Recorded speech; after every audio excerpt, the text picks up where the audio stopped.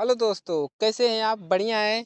तो आज आप सीखने वाले हैं विषम संख्या के बारे में। विषम संख्या के बारे में सीखेंगे कि विषम संख्या होता क्या है और इसको हमको कैसे याद रखना है।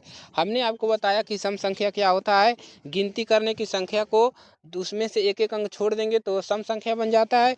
उसी में से जो अंक बचता है, जैसे सम संख्या हमने क्या लिखा था, 2 लिखा था, 4 लिखा था, 6 लिखा था, ऐसे लिखा था। तो यहाँ पर कौन कौन संख्या छूट रहा है? जैसे 1 छूट रहा है, 3 छूट रहा है, 5 छूट रहा है। तो इसी को क्या कहते हैं? आपका विषम संख्या होता है। ठीक है, तो यहाँ पर क्या लिखोगे? 1 हो गया, उसमें क्या छूट रहा था? 3 हो गया, 5 हो गया, 7 हो गया, ठीक है, 9 हो गया, उसके बाद 11 हो गया आपका, उसके बाद आपका 13 हो गया, ठीक है, 15 हो गया, 17 हो गया और 19 हो गया। ठीक है, उसके बाद 31 आएगा, उसके बाद 23 आएगा, उसके बाद 25 आएगा, उसके बाद क्या आ जाएगा? 27 आएगा। ठीक है, तो ये सब जो संख्या होती है ये आपकी विषम संख्या होती है। जो कि ये जो संख्याएं होती है वो सम संख्या में नहीं होती है, ये उसको छोड़ कर लिखा जाता है। इन संख्या को अगर आप इसके बाद वाली संख्या जो होती हैं वो क्या होती हैं? विषम संख्या होती हैं।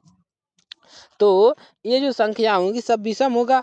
और इसके अगर एक के बाद जो संख्या आएगा वो सम संख्या होगा, 3 के बाद जो आएगा वो भी सम होगा। यानी कि ये जो जितनी संख्या आप लिखे हैं यहाँ पर, इसके बाद में जो संख्या आएगा, बाद में वो संख्या कौन सा हो जाएगा? आपका सम संख्या हो जाएगा। क्लियर है? तो इसके इसी के अंक के बाद जो भी संख्या आएगा वो आपका क्या हो जाएगा? सम संख्या। जैसे 3 के बाद 4 आता है तो ये हो जाएगा आपका सम संख्या, 5 के बाद 6 आता है तो ये भी सम संख्या, 8 के बाद 7 के बाद 8 ये भी सम संख्या। तो इस प्रकार से आगे बढ़ती हैं। ठीक है, तो क्लियर है यहाँ से? तो आप लोग इसको तैयार कर लीजिएगा और अपने दोस्तों के पास शेयर कर लीजिएगा। चैनल पर नए हैं, सब्सक्राइब जरूर करिएगा।